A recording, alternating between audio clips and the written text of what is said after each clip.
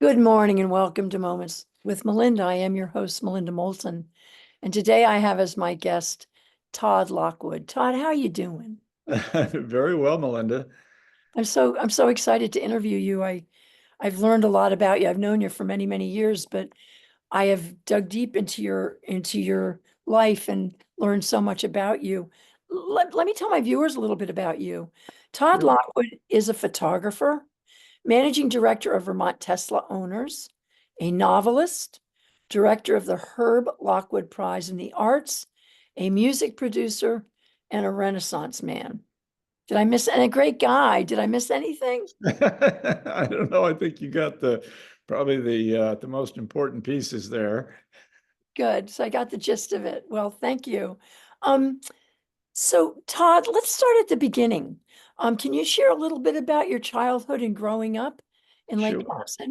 Yeah. Thank Yeah. you. Well, I grew up in started in southern New Jersey. I was born in Philadelphia, and we lived in Morristown, New Jersey, right across the Delaware River from Philadelphia. And my I'm one of five kids.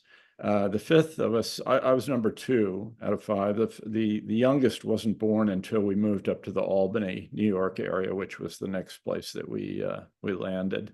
And I was as a young child, I was really fascinated by electrical things. That was my focus at that point. Literally at 4 or 5 years old, I was just absolutely locked on to anything electric, um, and so that my parents sort of mildly encouraged that. And by the time I got into middle school, I was really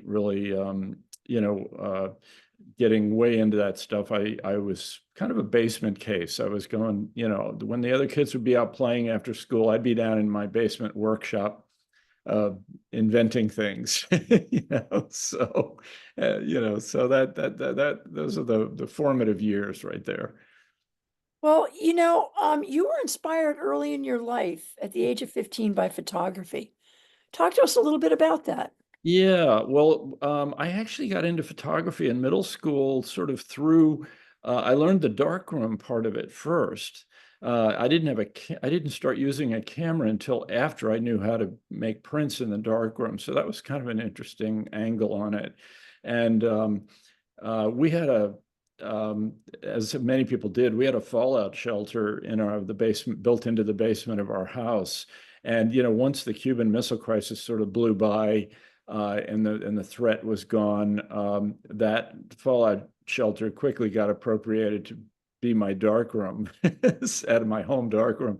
So and then when I got into high school, I went to a boarding school over in Lake Placid, and I in my sophomore year there, I started realizing that I had an aptitude for portraits, photographic portraits. And by my second year there, I was, doing a lot of the portraits for the school yearbook. And this was a small school. My senior class only had 50 people, so we had. Each senior got a full page in the book. So that gave me a lot of real estate to work with. And it was a pretty amazing thing. I don't think I realized at the time how revolutionary it was what we were doing, because pretty much, any yearbook you'd pick up would have the same little rectangular images, 20 on a page type of thing.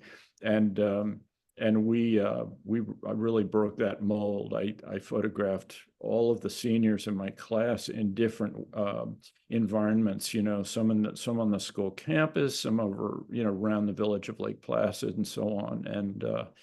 And so that was the class of '69, and that book has become sort of an iconic thing over there on the campus. Every year, the yearbook people all pull that '69 book out and study it, to kind of get ideas for what they might do, so that legacy has been in play ever since.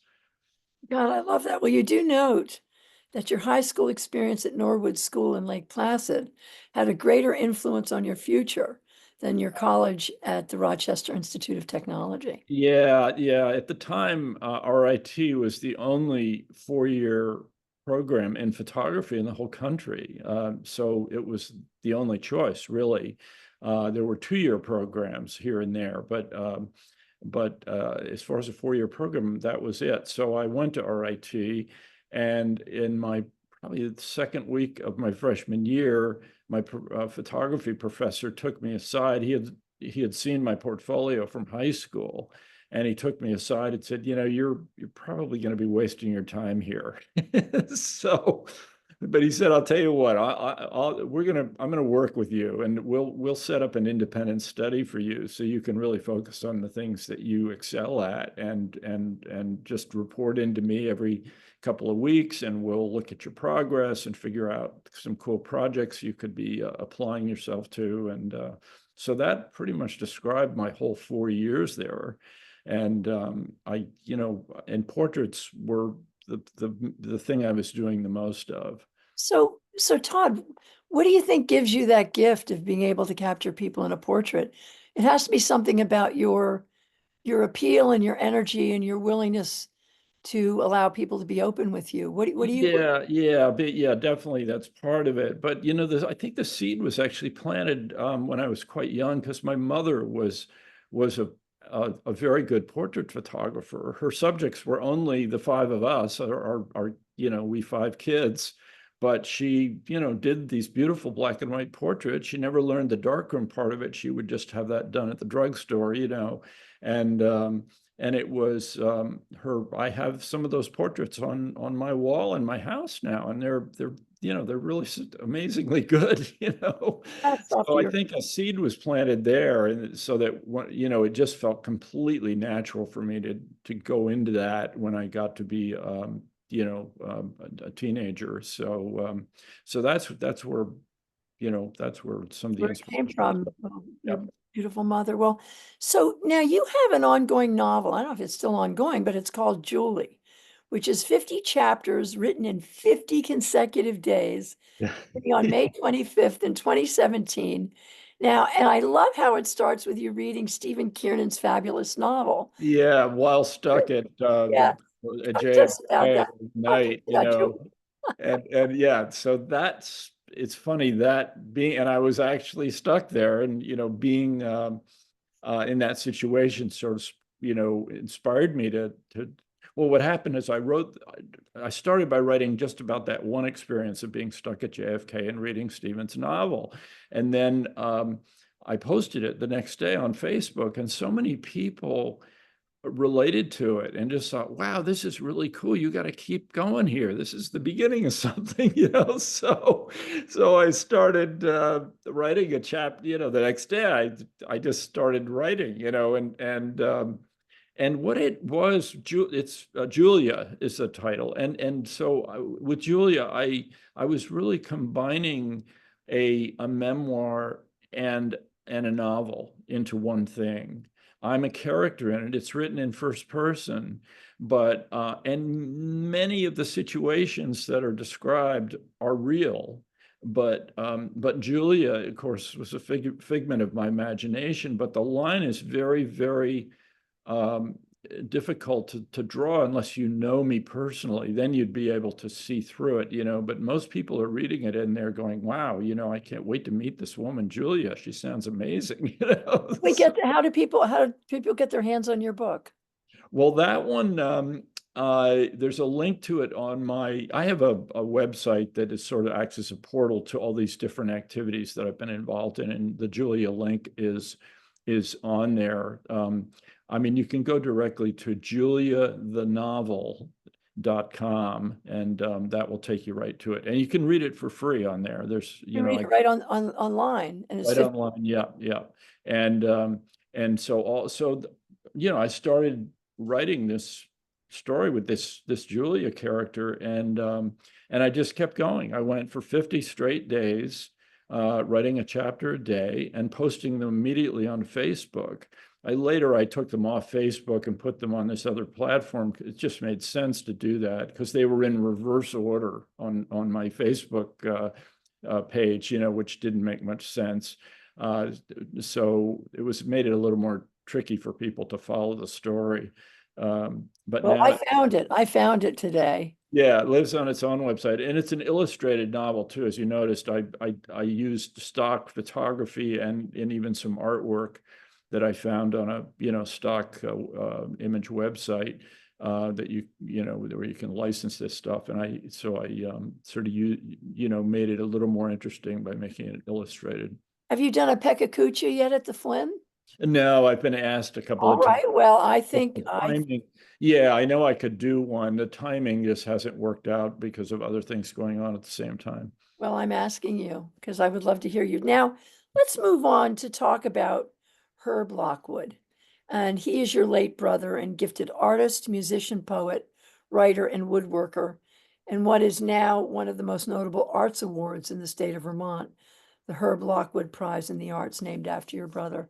Talk to us a little bit about your brother and about this award. Yeah. Herb was the youngest of the five of us. He went to Hamilton College, and he ended up following me to Burlington. I'd already been here for a couple of years, and he came he moved to town in '82 and immediately established himself in the music and arts community in Burlington. I mean, got to know lots of people. He was a character. He rented an apartment in an old house on North Winooski Avenue, and he would grab he was a classically trained guitarist. He could write music for an entire orchestra. He had those skills. He was he was actually a geology major in college, which is kind of laughable because he minored in music, and the music went way beyond what he ever did with geology. But anyway, so he would grab his guitar case and his guitar and go out the door of his apartment and walk down the street. And you get to another house a few doors down where he hadn't yet met the people that lived there, and he'd just go and randomly knock on their door.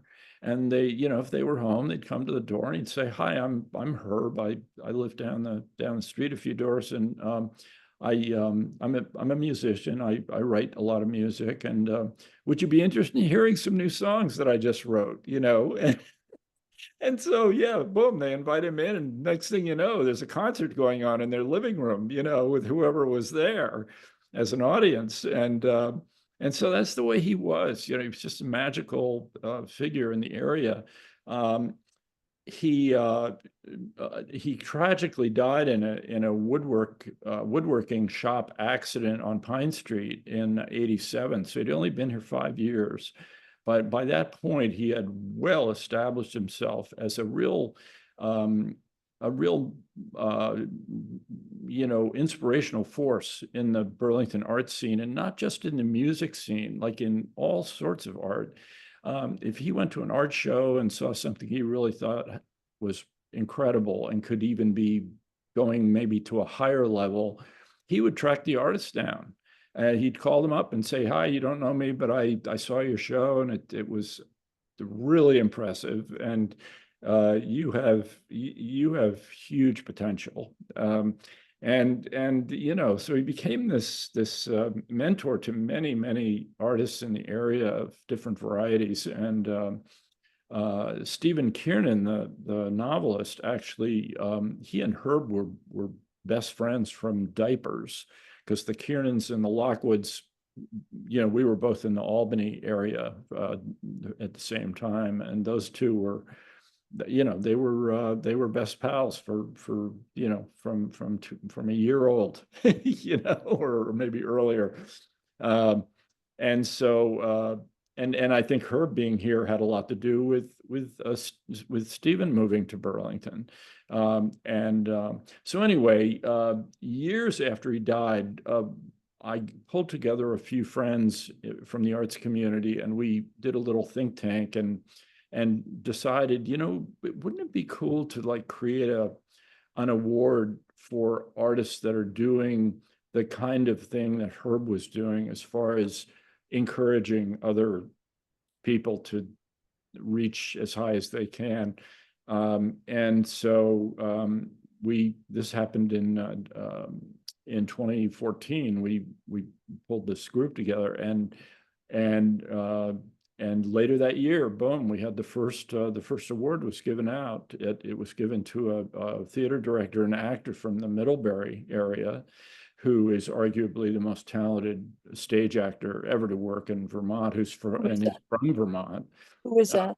Steve Small. Okay, And thank he was in many productions down there, and he also had he did an after school program for high schoolers that wanted to get into theater professionally, not just as actors, but as directors, as stagehands, as music arrangers, you name it, and many high schoolers from the Middlebury area over the years have ended up working on Broadway in New York. That's outstanding. And so the Herb Lockwood Award is a yearly award, and that, to my viewers, is how it came about in honor of your beautiful youngest brother. Yep. And so Yeah, thank so it's given out once a year. There's no there is a nomination process, but it all happens below the radar. An artist cannot nominate themselves, and they don't even know if they are a nominee. They don't even know they're being considered for it until one of them gets a telephone call once a year letting them know, and it's a $10,000 prize, which is really a outstanding. own in the state. And so it's really been great. We've given it out 11 times now. Congratulations on that. I want to move to your dad.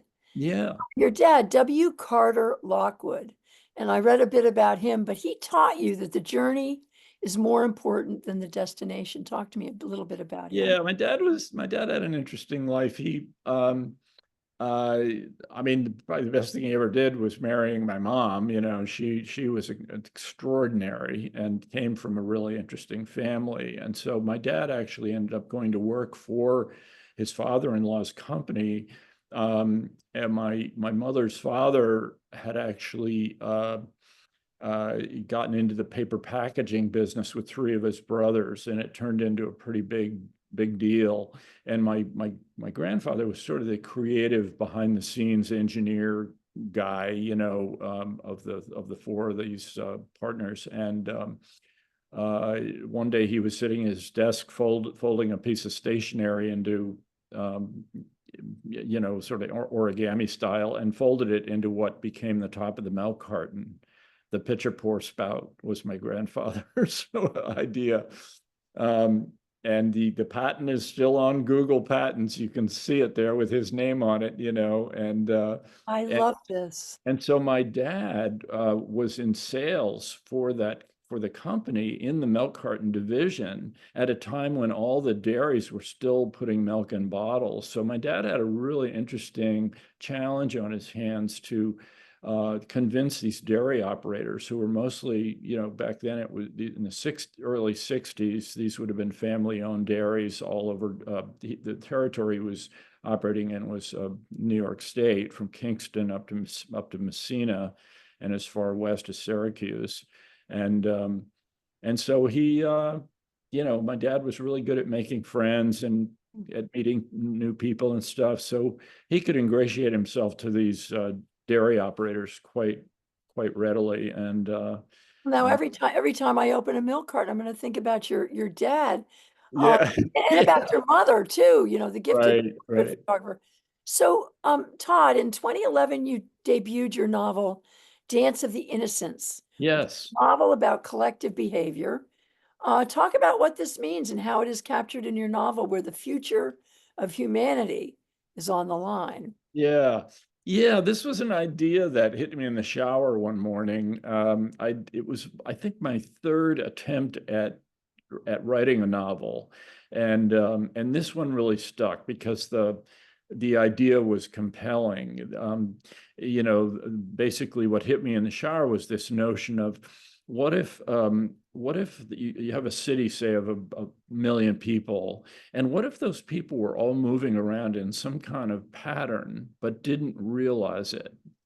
And the only way you could detect it is to view it from way up high in the air, like from a satellite or something, and then change the time too. It would have to be viewed in a different, not in normal speed. You'd have to speed it up, and then you'd see these magical patterns going on of human behavior where people are moving around in beautiful geometric patterns. That's an engineer's mind, Todd. That's an Yeah, engineer. yeah. So that became the sort of the seed that I worked from, and then I realized, okay, this has got to have something to do with collective behavior.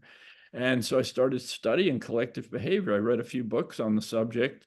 Obviously honeybees are often studied relative to this subject. And I eventually made a sort of a connection between the honeybees and Native Americans doing their ghost dances back in the early part of the 20th century.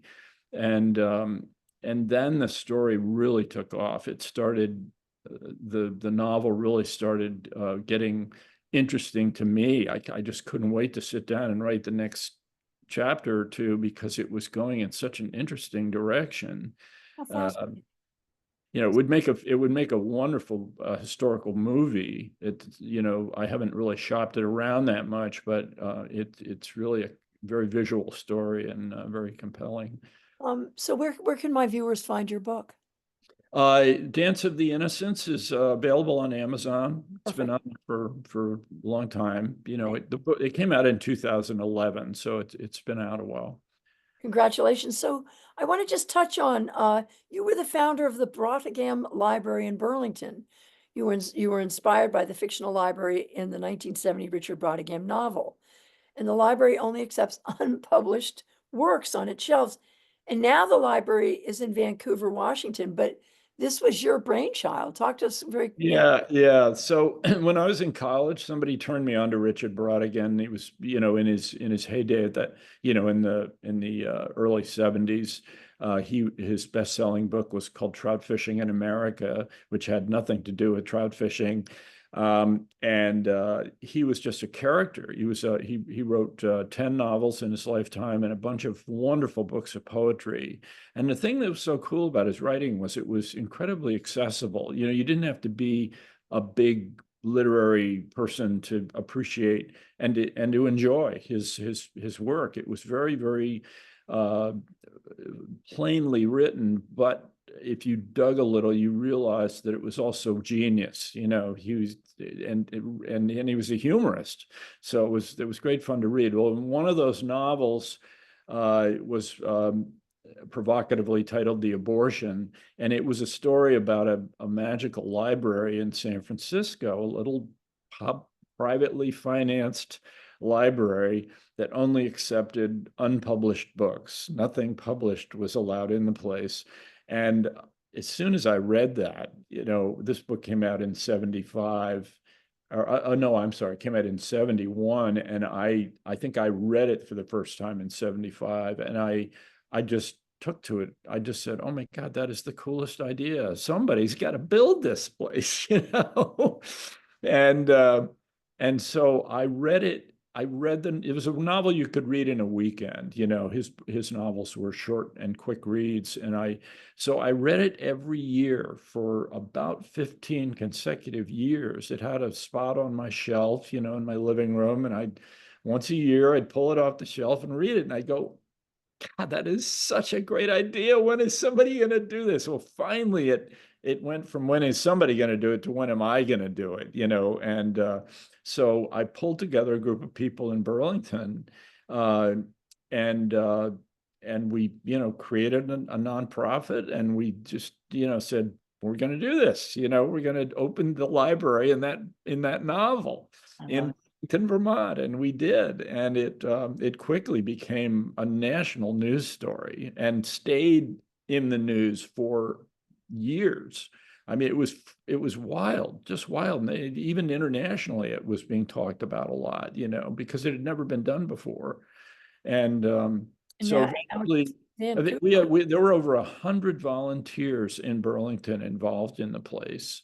Mostly as volunteer librarians, putting in a couple hours a week, and it was fun to be part of it because it was so interesting. People, we had walk-ins who had flown to Burlington from the West Coast just to go to the Burlington Library and hang out and dig through the books. Uh, so it was truly amazing. That is amazing. Well, congratulations on another extraordinary project. Let's move on to White Yeah, Crow Audio, which was a great love of your life. It was a remarkable music recording studio, yeah. one of the premier studios in the Northeast. Let's talk about some of the grand total talent, the local talent that got Yeah, oh yeah. So, and the out. way I got into the music business was really as a songwriter myself. I played piano as a kid, hated it because I was playing Mozart and stuff that I didn't relate to because my parents never played classical music in the house. I didn't know, I'd never heard this stuff before. So I kind of lost interest in it. But at 27, when I moved to Vermont, I had been in Colorado for a few years right before that. This is between college and Vermont. I moved to the Woodstock area, and I was down there, Woodstock, Vermont. I was there for about a year and a half prior to moving to Burlington. And while I was in Woodstock, I took up the piano again at age 27 and was playing like crazy. I just, hours a day, I was so charged to learn it. I had all the drive that I didn't have when I was 10 doing it. And so anyway, when I got to Burlington, I started setting up some recording equipment in my living room, and which ultimately became a business, and called White Crow. And a lot of local bands recorded there. And then later, the place moved to a warehouse space down in the Pine Street neighborhood and became a real studio, a big one. And then we had artists coming in from all over the country. And we recorded what sort of kicked that off was we recorded the first two major releases for Fish for Elektra Records. And then a lot of other bands from around the country who were following Fish were following their example. They saw, oh, gee, White Crow, we ought to go and record there too, So, It was an extraordinary business. I mean, it was just yeah, what a we resource. did record, I started a small local record label too to capture some of the local music, local bands. When we went to the bigger version of White Crow, when we moved down to Pine Street, the local bands couldn't afford to record there. It was out of their league. But the having a record label up here made it a local label made it possible for those local bands to record there without it costing them anything. That we'd make the money on selling the product in stores around here. And so I started a little record company called Burlingtown, and we recorded I believe it was 8 or 9 different projects on that label. And one of those projects, by the way, was the infamous Bernie Sanders folk album, which we recorded in '87 when he was still mayor of Burlington. Um, I came up with the idea for the project. We had a staff meeting one day, and I said, what would happen if we brought Bernie in here and had him record his favorite songs? What would that be like, And so I wrote him a letter. I didn't know him personally at that point, and I get a message back from his secretary saying the mayor would like to meet with you, and I went down to City Hall, and so we started kind of figuring out how we were going to do this. I didn't know if he had any musical capabilities at all. It turns out he's not only not musical, he is helplessly unmusical. I mean, he can't tap his foot to a beat, but we worked around that because he's a great writer and a great public speaker, and that's what we focused on, and we have him sort of talking the lyrics rather than singing them. Sort of And Bob Dylan style. So how do we hear this? How do we hear, especially now with Bernie, who's so yeah, It's still on Amazon. Okay. If you just search for Bernie Sanders album on Okay, Amazon, perfect. you'll find it. It's titled "We Shall Overcome," which of course is the title of That's one of the outstanding. songs So, there. so we've gone past our time, but I'm going to keep talking to you because I Yeah. have other things I want to ask you. So, how did you get involved in the Tesla world, and what do you think of Elon Musk? Well, when uh, it's funny. Well, I'd gone through a phase in the let's see now, in the 90s and into the early 2000s, I went through a phase where I actually bought a Ferrari. That's something I always wanted. It was a used one, and had a lot of fun with it. And then I got a slightly newer one after that, and then I got involved.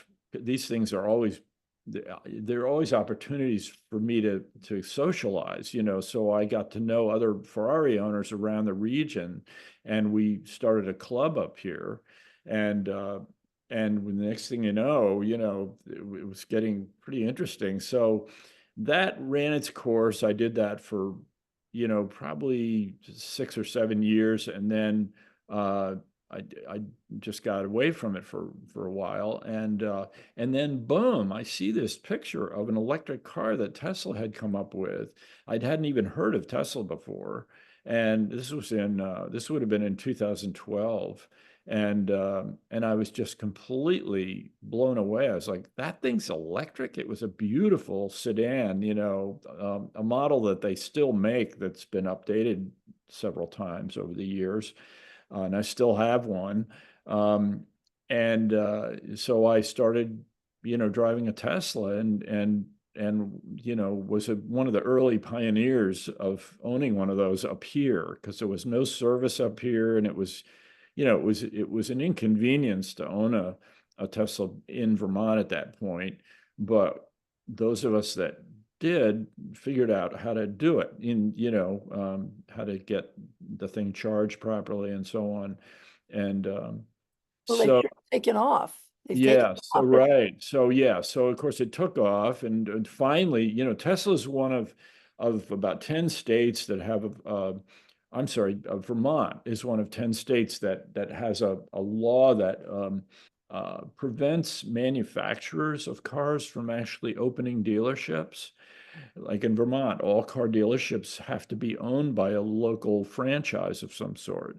They can't be GM coming into town and opening their own shop. They don't allow that. So Tesla, from the beginning, has owned all of their facilities, all of their repair centers. The company owns them. They're not independently owned. So they've in each of these 10 states where you have this prohibition, Tesla's had to come up with some sort of creative solution. The fact that they only make EVs has been usually the argument. They're helping the environment way more than any other car maker, and that's a huge benefit, and especially in a state like Vermont that's touting its green energy policies and everything. So anyway, a deal was worked out in Vermont only a few years ago. It was around the time of COVID. The legislature made a change to the motor vehicle statutes to allow Tesla to build a service center up here. And of course, it did open in the old Hannaford's grocery store building over near Lowe's in South Burlington. So it's amazing to have a service center up here now, especially one that's 5 minutes from my house.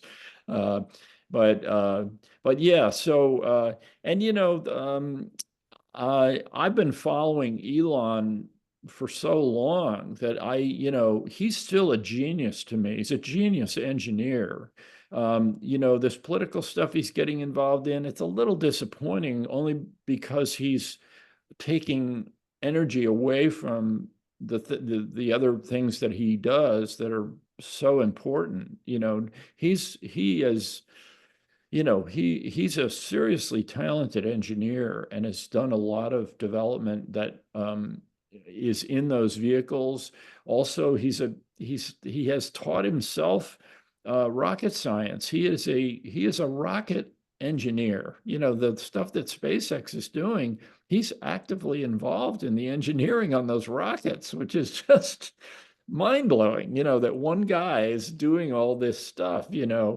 So he's a very valuable human being to society. I in spite of his foibles, he's But he's a yeah, he's genius come out. that Yeah, he's come out against his he's a trans. genius that we need. We really need, and we need to just put up with the noise. And Tough to do. But anyway, so let's move on quick to your portrait photography. yeah. You have captured some of the most iconic Vermonters in a most amazingly brilliant and authentic and masterful way. And you do have a book of photographs of these Vermonters, and I'd love to know, to tell my viewers where they could find that. Actually, that was that little book was really a catalog for my first big exhibition. And there are still copies floating around. We sold them for a while, but that wasn't, yeah, I've just been giving them out occasionally to people that want to see my work and on paper. But one day I will do a true coffee table book. But I Like Peter Miller. I mean, yeah, Peter. exactly. But I don't have enough work yet. I mean, I have a lot of really high quality images, but it's the quantity is not there yet. And I need probably like 100 really compelling portraits to, I look forward to that. I do. yeah. Right now Now, I could probably come up with 40 or something, but well, you need to get busy. So I'm just kidding. You are one of the busiest people I know. So I believe you and I are probably about the same age. You might be a couple years younger, but we've seen a lot in our long lives. What do you make of the greatest threat to humanity, climate change, and the future for our children? I know you have a couple of sons, and Oh yeah. I stand mean, on this. it's it just blows my mind that there are people that don't see what I see, that think it's perfectly normal to have 120 degrees out in Phoenix. That's what's that going to be 5 years from now or 10 years from now? It's accelerating too. That's the other thing is people don't think of it this way, but it's not just slowly getting worse, it's accelerating. So the difference between now and 10 years from now is just going to be huge. I was just out in Sonoma for a few weeks. I have a friend out there, and occasionally go out and I'll spend some time there. I've gotten to know that community a little bit. It's a nice little community, a little bit smaller than Burlington. And we had 3 days in a row that were 115 while I was there. Yeah, and everybody's just going about their business. But I'm, thinking, boy, you can't go much higher than that before it will be really dangerous to go out anywhere, to leave your house. Yeah, Um, I appreciate your advocacy, and I know you're doing a lot to. yeah, yeah. So Yeah, drive. I've been saying for years now that people that can afford to drive uh, electric and have solar on their house have no reason not to do it.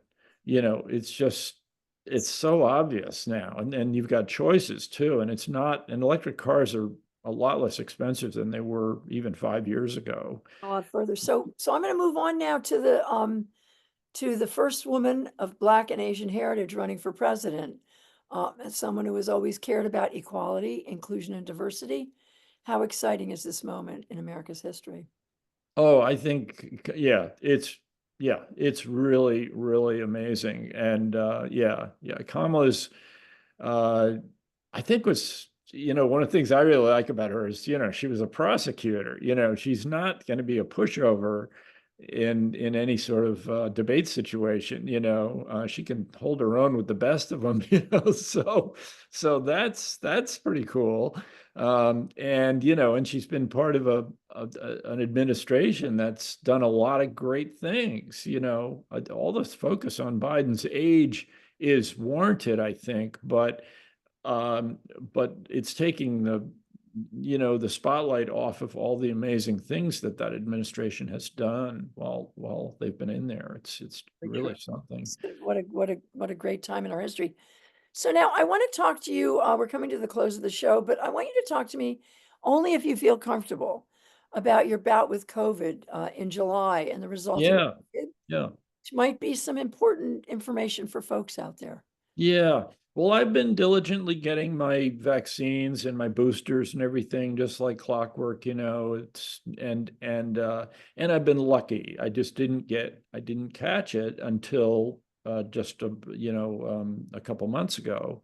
And and it was only about, I don't know, it was like a month after the last booster that I got is when I caught it, which was sort of surprising, but that what that meant, they've said all along, these boosters and things are not going to necessarily prevent you from catching it, but they will reduce the severity of the symptoms by quite a bit. And that was definitely the case. This felt like a really mild, very, very mild case of COVID. I only had a temperature for half a day, and it was 101 or 100.5 or something like that. It wasn't much of anything. And I was still infectious for 2 weeks, which is pretty typical. But I felt fine. I wasn't in bed or anything, Go on antivirals or not? No, No, okay. no. Yeah. Yeah, I considered it, but my doctor didn't think that my case was serious enough to warrant it, And however, when I got out to Sonoma, then that was about 6 weeks after getting over COVID, getting where I wasn't contagious anymore. In the first week out there, my friend and I went to a gym, and we got on a couple of Peloton bikes, and we're pedaling away. And I have a gym in my house, and I have a bike in my gym that I use all the time. And so this was nothing new for me. And so we're pedaling away. I went for about 20 minutes. It was a little less than what I usually do. And I, got off the bike, and I usually track the workouts on my Apple Watch. And I looked at the heart rate on my Apple Watch, and it wasn't coming down. I had gotten it up to like 125, and it sort of stayed there when I got off the bike, and stayed there for like 15 minutes. Sort of moving around between 120 and 125, and I have a very low resting heart rate. Normally, it's usually in the 40s, actually, if I'm not moving around. So we went to the hospital in Sonoma. We went to the emergency room. They got me all wired up, and they said, "You've got AFib." And so I felt okay. I didn't have any chest pain or anything, but they could see it, on the EKG. And the doctor said to me, he said, you'd be surprised how many people we've had come in here since COVID started, who recently had COVID, and now they have AFib. He said there's definitely a connection, but the medical community just doesn't fully understand it yet. So when I got back to my friend's house, I Googled COVID and AFib, and boom, it came up with an article by the American Heart Association. It was on their website about a study that was done looking at hospitalized COVID patients that had developed AFib while they were in the hospital. And so there's definitely something going on here. So it's been now I'm wearing a heart monitor as we speak here. It just in case anything happens, I'll have a way of, it'll just get recorded, and then they can look and see what it looked like. But I haven't had anything since that initial Fine. You're thing in Sonoma. I haven't had any recurrence at all, none. And I've been on my gym bike every other day, pushing away, and nothing. So I might be one of the lucky ones that will only get it once, and that'll be that. strong. You're strong and you work out. So, well, thank you for that. I mean, I think I'm Yeah. grateful that you're doing all right. And So Todd, we're coming to the close of our interview. I could talk to you for days. And I just want to say that you are a man of many talents and a master of even more. It's been a delight and an honor to spend this time with you and share a bit about your life, Todd. And I hope someday I get to have a black and white photograph, portrait photograph taken by Todd Lockwood. It would be a great honor. well, we'll see if we can make that happen, Melinda. I know my husband would love it too. So thank you for being on my show and for being such a great, important part of Vermont and for providing yourself to so many of us over the years. Thank you so much, I sir. really enjoyed it. All right. Thank you, my friend. Thank Thank you, you. my viewers. I will see you shortly. Have a great day. Bye-bye.